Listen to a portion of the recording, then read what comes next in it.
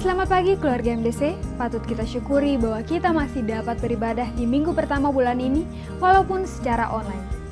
Bulan Juli merupakan bulan penuh berkat bagi keluarga MDC Kupang oleh karena pada tanggal 12 Juli GKPB MDC Kupang tepat berusia 30 tahun. Bertepatan dengan ulang tahun tersebut akan dilaksanakan ibadah perdana di masa new normal bertempat di gedung ibadah Geraha MDC, tentunya dengan memperhatikan setiap protokol kesehatan yang ditetapkan oleh pemerintah.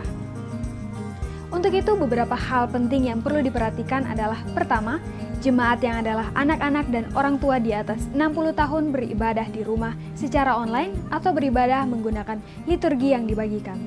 Kedua, akan dilaksanakan 2 kali ibadah yaitu pada jam 8 untuk ibadah pertama dan jam 10 untuk ibadah kedua. Jumlah kursi dalam ruang ibadah dibatasi hanya 60 kursi. Itu sebabnya jemaat yang akan mengikuti ibadah on-site minggu depan wajib mengonfirmasi kehadirannya melalui SMS, WA, atau telepon ke nomor hotline gereja agar bisa dilakukan pengaturan jumlah jemaat yang beribadah. Jika jumlah kursi sudah mencukupi 60 kursi, maka jemaat yang terlambat info akan digeser ke ibadah kedua. Ketiga, kenakan masker saat beribadah, mencuci tangan sebelum masuk ruang ibadah, tidak bersalaman dan senantiasa menjaga jarak.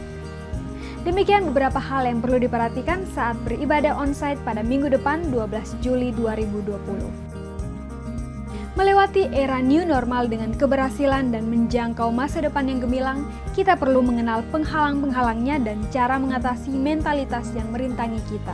Temukan jawabannya di sepanjang bulan Juli melalui tema Go the Distance, menyelesaikan pertandingan sampai akhir. Siapkan hati kita dan selamat mengikuti ibadah.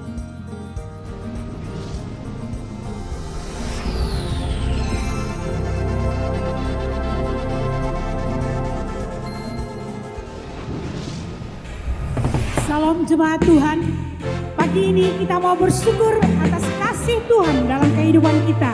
Kita bersyukur Dia telah memulihkan kita, mengubahkan kita, dan Dia menyelamatkan kita. Mari kita siapkan hati kita untuk menyembah Tuhan.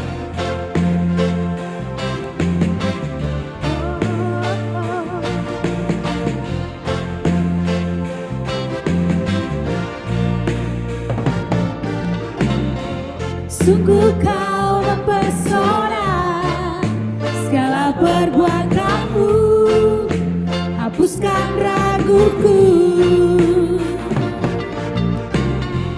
Kau buktikan kasih-Mu, mati bagiku, hapuskan dosaku.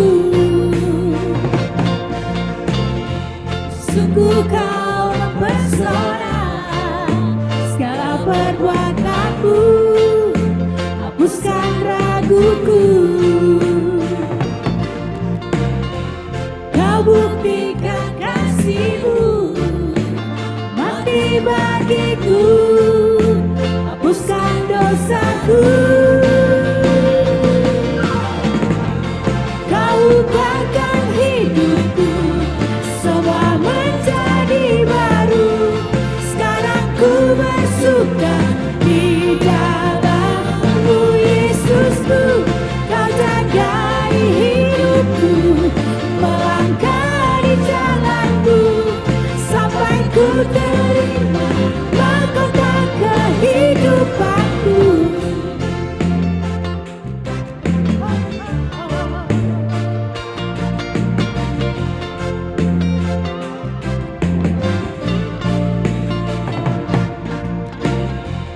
Sungguh kau mempesona, segala perbuatanmu hapuskan raguku. Kau buktikan kasih-Mu, kau buktikan kasih-Mu, mati bagiku, hapuskan dosaku. Kau ubahkan hidupku, semua menjadi baru. Sekarang ku bersuka di dalam-Mu, Yesusku. Kau jagai hidupku, melangkah di jalan-Mu, sampai ku terima mahkota kehidupanku. Terima kasih Tuhan buat kasih-Mu. Oh, Kau yang memulihkan, Kau yang jagai langkahku.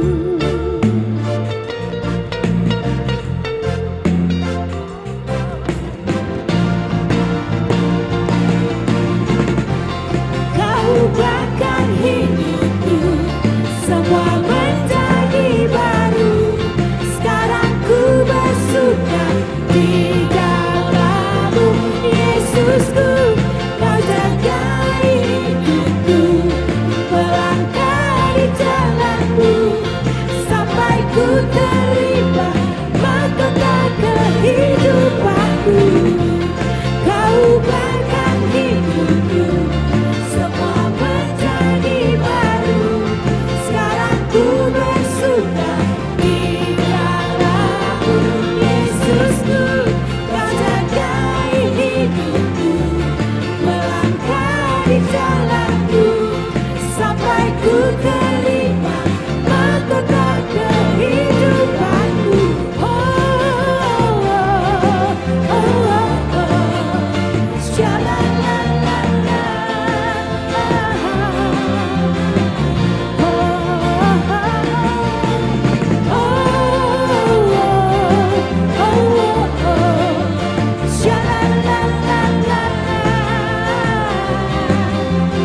Mahkota kehidupanku.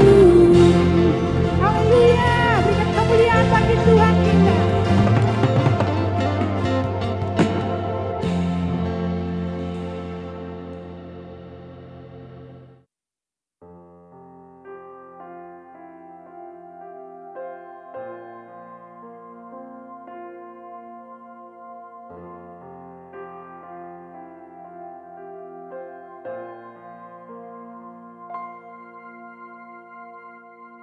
Penuhi hatiku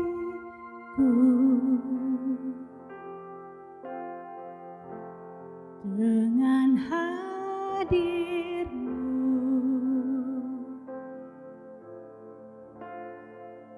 Ku rindu memandang wajah-Mu, oh Tuhan, di dalam kekudusan-Mu. Bawaku dekat dalam hati-Mu.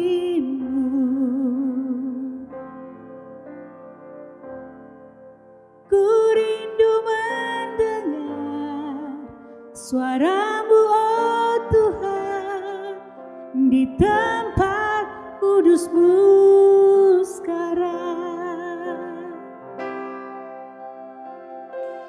Ku rasakan kasih-Mu dan indahnya kekudusan-Mu. Penuhi dengan kasih-Mu, diam di hadirat-Mu. Ku mengangkat tanganku dan ku bersyukur menyembah-Mu. Penuhi dengan kasih-Mu, diam di hadirat-Mu.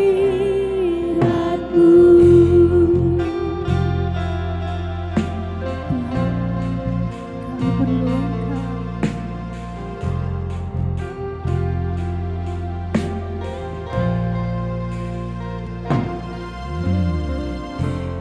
Bawaku dekat dalam hati-Mu.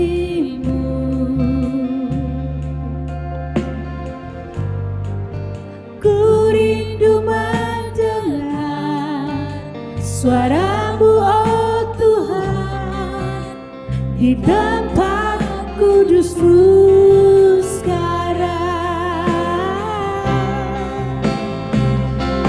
Ku rasakan kasih-Mu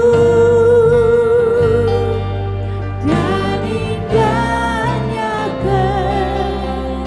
kekudusan-Mu, penuhi dengan kasih-Mu. Diam di hadirat-Mu, ku mengangkat tanganku.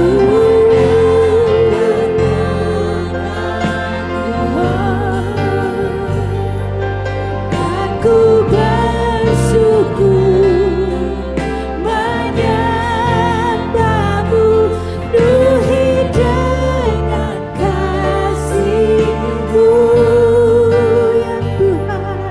Diam di hadirat-Mu,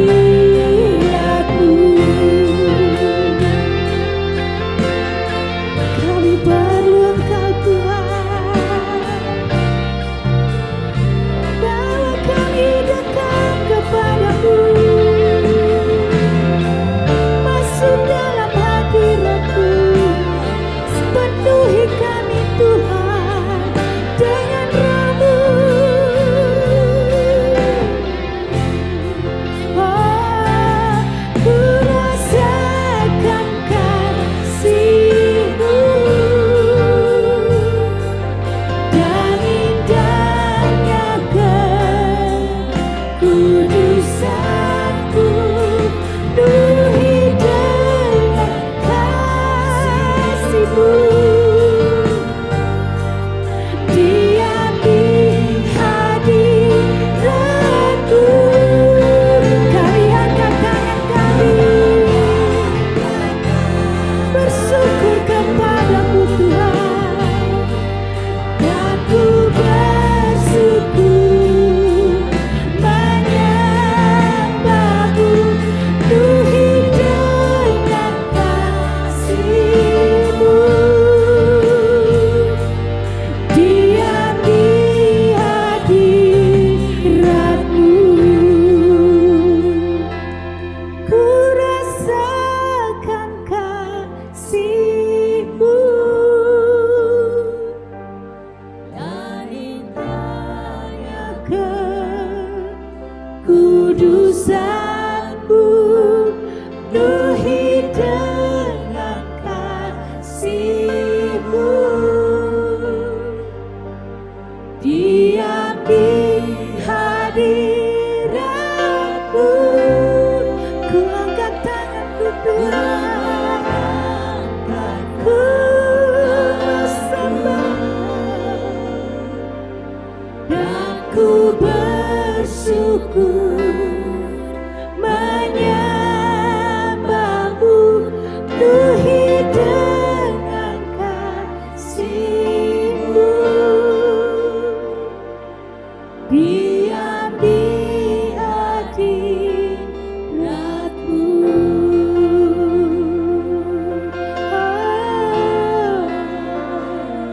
penuhi kami dengan kasih-Mu.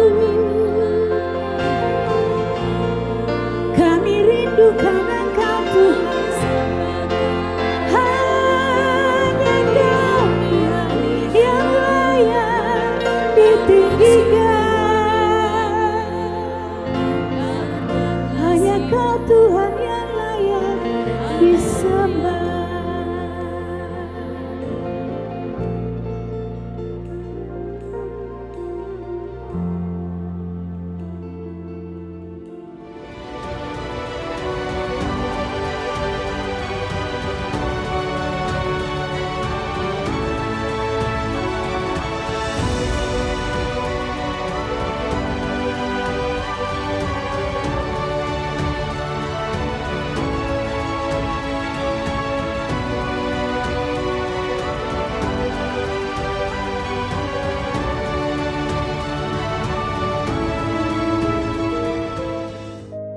Shalom, selamat pagi Bapak Ibu Saudara yang terkasih. Senang sekali kita bisa beribadah kembali pada pagi hari ini. Mari kita jangan sia-siakan hari ini, tapi mari kita pergunakan dengan sungguh-sungguh beribadah kepada Allah kita. Kita boleh membangun persekutuan dengan Dia melalui ibadah hari ini, dan kita dapat menerima berkat daripada ibadah yang kita lakukan. Sebelum memulai pemberitaan firman Tuhan, saya mengajak kita semua berdoa. Allah yang perkasa,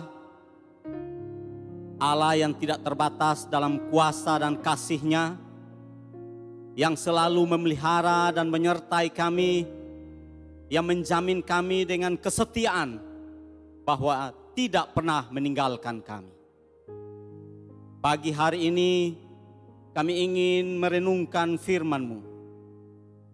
Beri kami hati yang penuh dengan haus dan lapar, dan oleh pertolongan Roh Kudus membukakan setiap kebenaran firman-Mu bagi setiap kami. Sehingga kami boleh dapat memahami, mengerti, dan kami dapat dimampukan untuk melakukannya dalam kehidupan kami setiap hari. Berfirmanlah Tuhan, kami siap untuk mendengarnya. Di dalam nama Tuhan Yesus Kristus, firman yang hidup, kami berdoa dan bersyukur. Amin. Bapak Ibu, saudara-saudara yang terkasih, jika saya meminta Bapak Ibu untuk memilih, maka saya yakin setiap kita pasti ingin hidup yang baik-baik saja. Setiap Bapak Ibu pasti memilih untuk hidup bebas atau terhindar dari kesulitan dan kesukaran. Tidak ada seorang pun di antara kita yang akan memilih untuk hidup dalam kesulitan. Seringkali kita mendengar orang berkata, jika hidup ini bisa dibuat mudah dan nyaman, mengapa harus dibuat sulit? Itulah kerinduan, itulah keinginan, itulah harapan semua orang.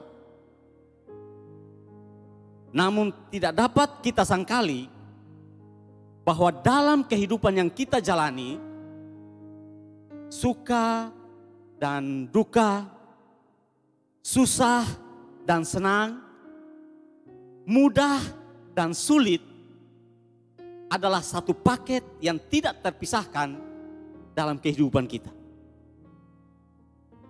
Ibarat koin dengan dua sisi yang saling melengkapi untuk memberikan sebuah nilai, demikian juga dengan hidup kekristenan kita. Ada kalanya kita harus mengalami masa yang sulit.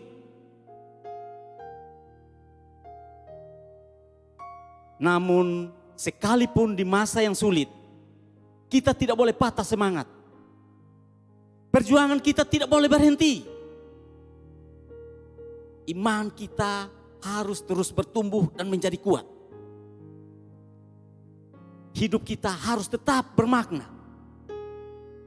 sehingga kita dapat menyelesaikan pertandingan iman kita hingga akhir. Untuk itu saya mengajak kita semua membaca dan belajar bersama-sama dari firman Tuhan yang terdapat dalam kitab Rut pasal yang pertama ayat 1 sampai dengan ayatnya yang ke-6. Rut pasal 1 ayat 1 sampai dengan ayatnya yang ke-6. Saya akan bacakan bagi kita semua. Rut dan Naomi. Pada zaman para hakim memerintah, ada kelaparan di tanah Israel. Lalu pergilah seorang dari Betlehem Yehuda beserta istrinya dan kedua anaknya laki-laki ke daerah Moab untuk menetap di sana sebagai orang asing.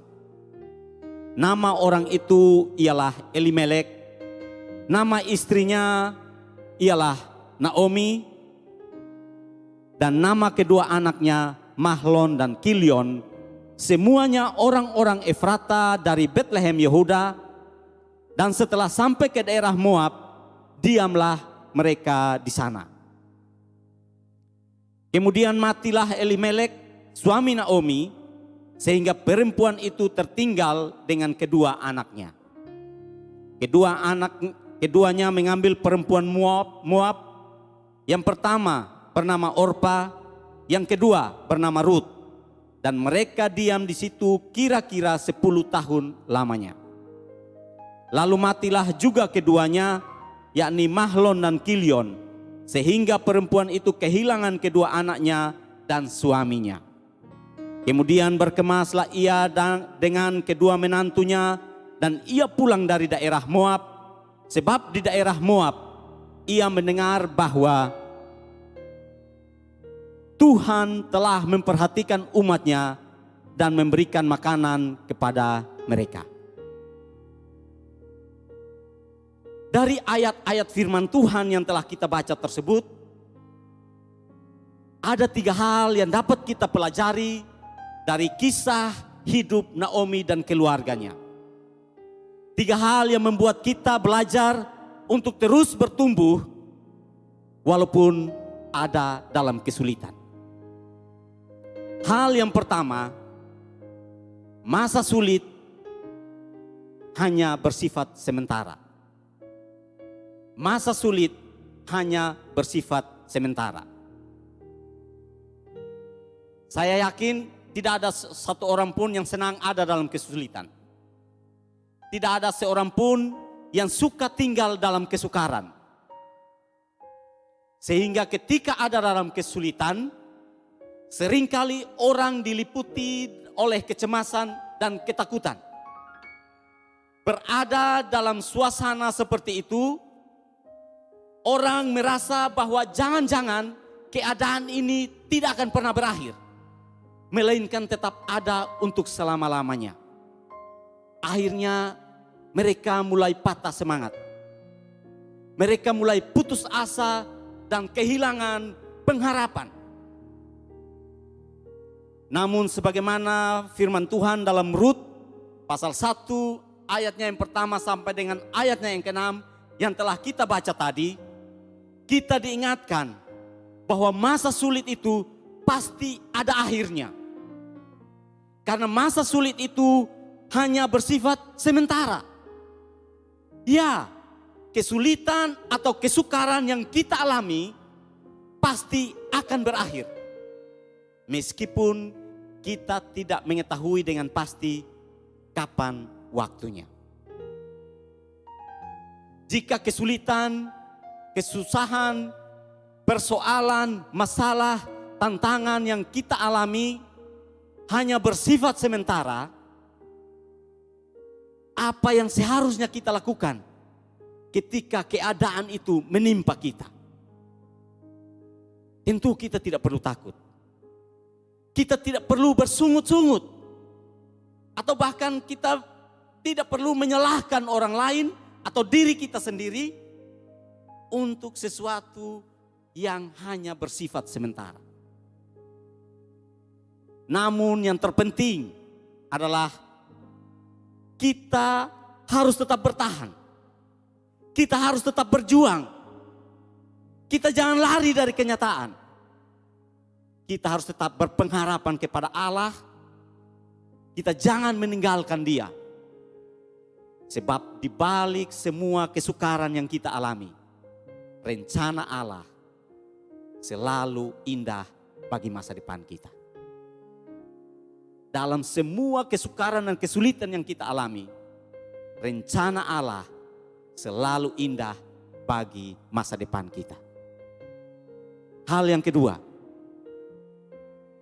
masa sulit menyadarkan kita tentang siapa kita sesungguhnya.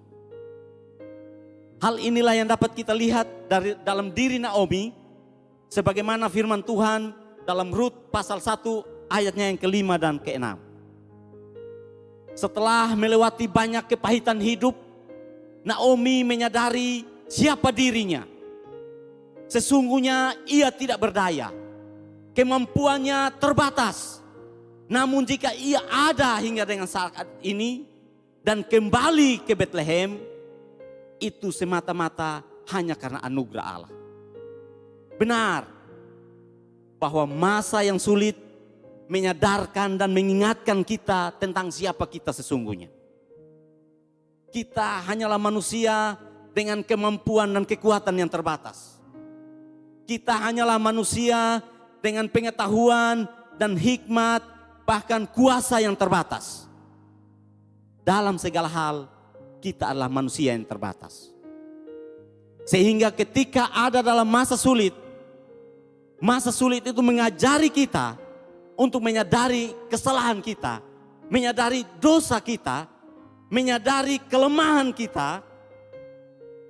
Dan dalam masa sulit kita belajar untuk merendahkan diri kita dan hidup tidak mengandalkan kekuatan diri sendiri, melainkan kita bersandar kepada janji dan kesetiaan Tuhan. Ada seorang pendeta yang bijaksana bercerita tentang kondisi sulit yang dialami oleh seorang jemaatnya. Demikian hebatnya kesusahan yang dialami oleh jemaat ini sehingga ia putus asa dan mengeluh kepada pendetanya. Katanya, hidup saya benar-benar hancur, Pak Pendeta. Seberapa hancur? Kata Pak Pendeta. Sambil menutupi kepalanya dengan kedua tangannya, jemaat itu meratap. Sangat parah, Pak Pendeta. Sehingga satu-satunya milik saya yang masih tersisa hanyalah Allah. Dengan wajah yang berseri-seri, Pak Pendeta berkata, dengan senang hati saya meyakinkan Anda bahwa orang yang hanya memiliki Allah memiliki kekuatan yang lebih dari cukup untuk memperoleh kemenangan yang besar.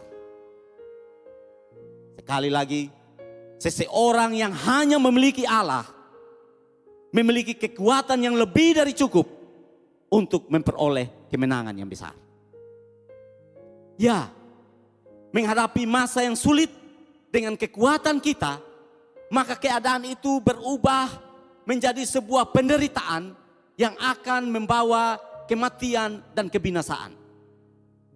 Sebaliknya, ketika sadar akan keterbatasan kita dan kita mengandalkan Tuhan yang kasih dan kuasanya yang tidak terbatas itu, maka ada berkat pertolongan yang membawa kita kepada hidup yang berkemenangan. Hal yang ketiga atau hal yang terakhir, masa sulit membawa kita kembali fokus kepada kehendak Allah. Meskipun berada dalam situasi dan kondisi yang sulit bukan merupakan pilihan kita, janganlah keadaan itu mengalihkan perhatian kita dari rancangan Allah atas kehidupan kita. Meskipun kesusahan atau kesulitan yang kita alami bukanlah keinginan kita, janganlah itu menjadi penghalang bagi kita untuk menggenapi panggilan Allah atas hidup kita. Apapun krisis yang terjadi dalam hidup kita bukan menjadi alasan untuk kita hidup di luar kehendak Allah. Sama seperti seekor induk burung Raja Wali yang dengan sengaja merusak sarangnya di atas bukit batu untuk menjatuhkan anak-anaknya agar mereka mulai belajar terbang. Sehingga pada akhirnya otot-otot sayap anak-anaknya bertumbuh kuat dan kelak mampu terbang mengatasi angin badai. Demikian juga dengan kesulitan hidup yang kita alami. Demikian juga dengan kesusahan-kesusahan hidup yang kita alami. Setiap kesulitan yang kita alami melatih otot-otot iman kita untuk terus bertumbuh dan menjadi kuat. Sehingga kita tidak mudah putus asa dan menyerah kepada keadaan. Sebaliknya kita akan terus berjuang dengan semangat pantang menyerah. Sampai kita dapat menaklukkan keadaan yang sulit itu dengan tetap hidup di dalam kehendak Allah.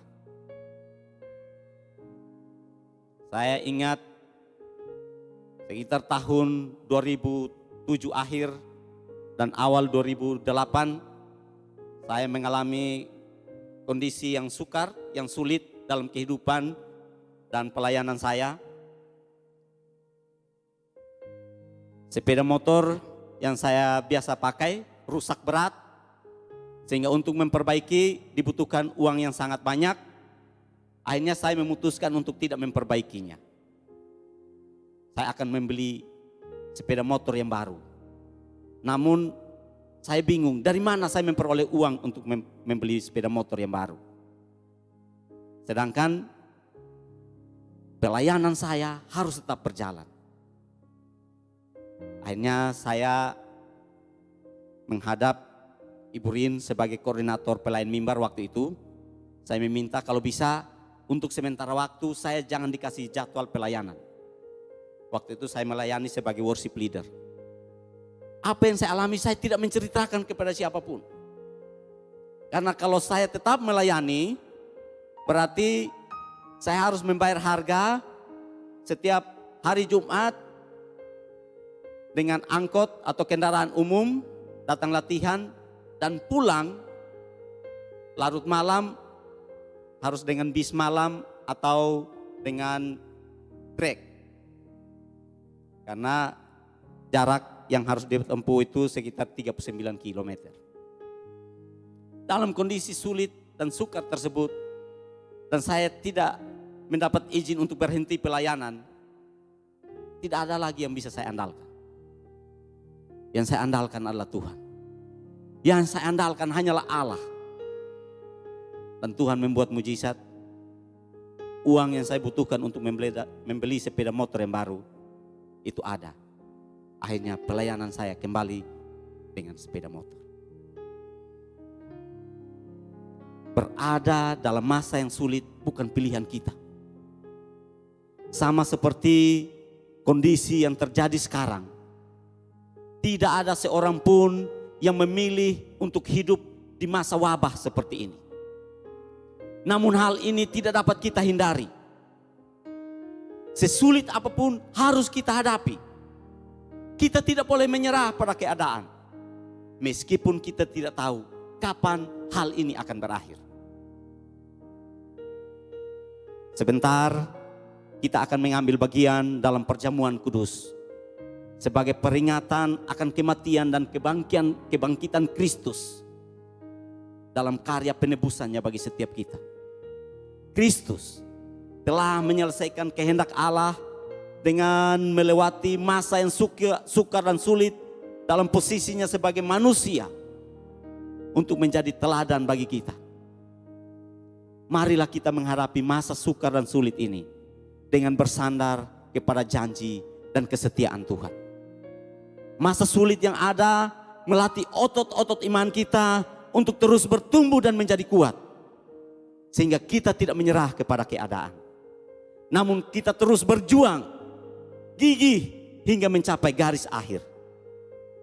Sebab kita bukanlah pecundang, tetapi kita adalah pemenang. Tuhan Yesus menjamin kita dengan janji dan kesetiaannya. Amin. Mari kita berdoa. Kami bersyukur ya Tuhan untuk kebenaran-Mu. Bahwa dalam masa yang sukar dan sulit, dalam keadaan apapun yang terjadi dalam kehidupan kami, Engkau Allah yang menyertai kami. Engkau Allah tidak pernah meninggalkan kami anak-anak-Mu. Jaminan kesetiaan-Mu nyata bagi setiap kami. Sehingga kami tidak perlu takut menghadapi kesulitan yang terjadi. Tapi justru kesulitan yang ada membuat iman kami semakin bertumbuh. Iman kami semakin kokoh di dalam Engkau. Terima kasih Tuhan. Kami berserah kepada Engkau, Allah yang telah memanggil kami, yang memilih dan menetapkan kami menjadi umat kepunyaan. Biar kebenaran-Mu memerdekakan kami dan mampukan kami untuk menjadi pelaku-pelaku firman-Mu. Kami juga berdoa untuk setiap jemaat Tuhan yang ada dalam masa sukar dan sulit yang mereka alami. Mungkin mereka yang ada dalam keadaan sakit, mungkin mereka yang ada dalam masalah ekonomi, mungkin mereka yang ada dalam masalah rumah tangga, mungkin mereka yang ada dalam masalah suami istri, anak-anak, sekolah, apapun yang mereka hadapi ya Tuhan. Engkau Allah ada bersama dengan mereka, memberi kekuatan dan pengharapan kepada mereka. Untuk mereka yakin bahwa masa sukar dan sulit yang mereka alami pasti akan berakhir. Mereka harus tetap berjuang, mereka tetap harus bersandar kepada Engkau. Dan kemenangan menjadi bagian setiap mereka. Terima kasih. Di dalam nama Tuhan Yesus Kristus kami bersyukur. Haleluya. Amin.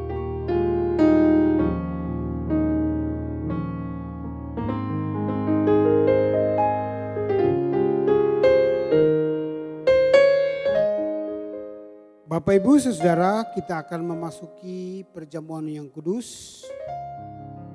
Kita percaya bahwa Tuhan hadir ketika kita menyelenggarakan perjamuan kudus. Karena Dia sendiri yang memberikan perintah bagi kita agar kita mengambil bagian dalam jamuan yang kudus ini. Roti ini adalah tubuh Yesus sendiri yang diserahkan bagi kita. Dan Dia menyebut anggur adalah hidupnya. Darahnya yang dicurahkan untuk Anda dan saya. Karena itu marilah kita membuka Alkitab kita. Mendasarkan perjamuan kudus pada Matius pasal 26 ayat 26, 27 dan 28. Demikianlah sabda Tuhan. Dan ketika mereka sedang makan, Yesus mengambil roti, mengucap berkat, memecah-mecahkannya, lalu memberikannya kepada murid-murid. Dan berkata, ambillah, makanlah, inilah tubuhku. Mari saudara, sambil memegang roti ini, yang adalah lambang dari tubuh Kristus, kita mengucap syukur kepadanya. Aku bersyukur buat cinta-Mu yang besar. Dan aku mendapatkan kesempatan untuk mengambil bagian dalam persekutuan abadi yang terjadi melalui persekutuan dengan tubuh-Mu. Di dalam nama Yesus, mari kita memakan.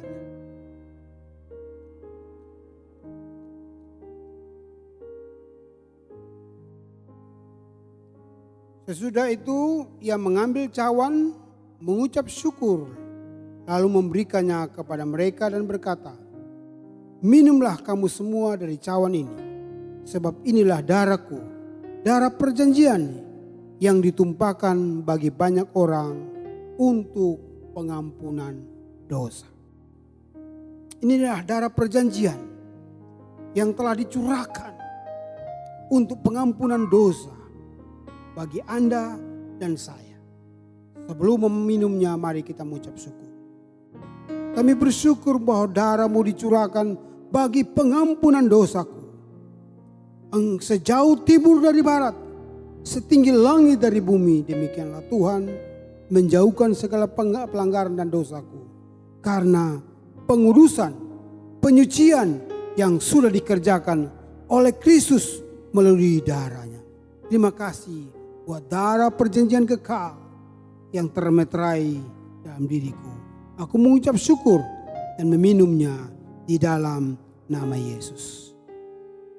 Mari silakan membukanya dan meminum dengan ucapan syukur kepada di dalam nama Yesus.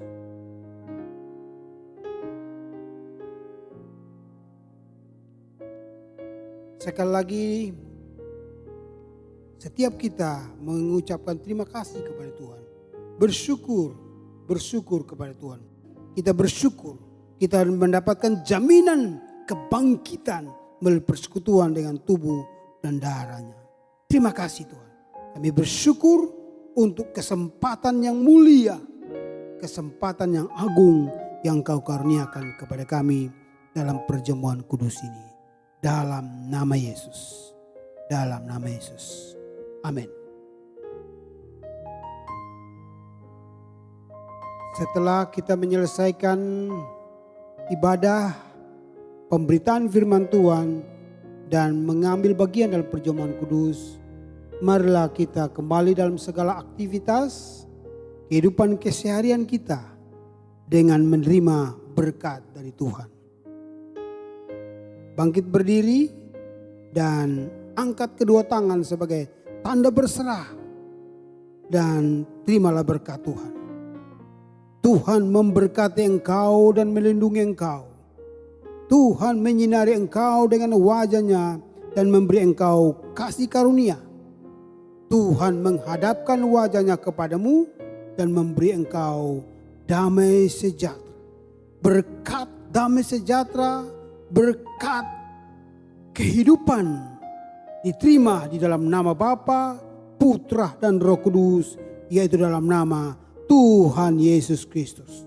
Semua yang percaya terima dengan iman dan mengatakan amin, amin, amin. Tuhan berkati. Ibadah selesai.